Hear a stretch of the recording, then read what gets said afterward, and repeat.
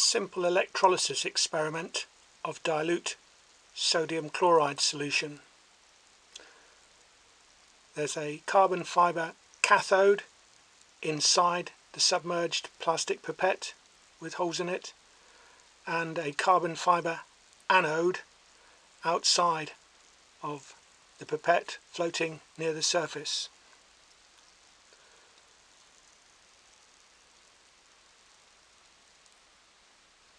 The anode and cathode are connected to a 6-volt battery supply.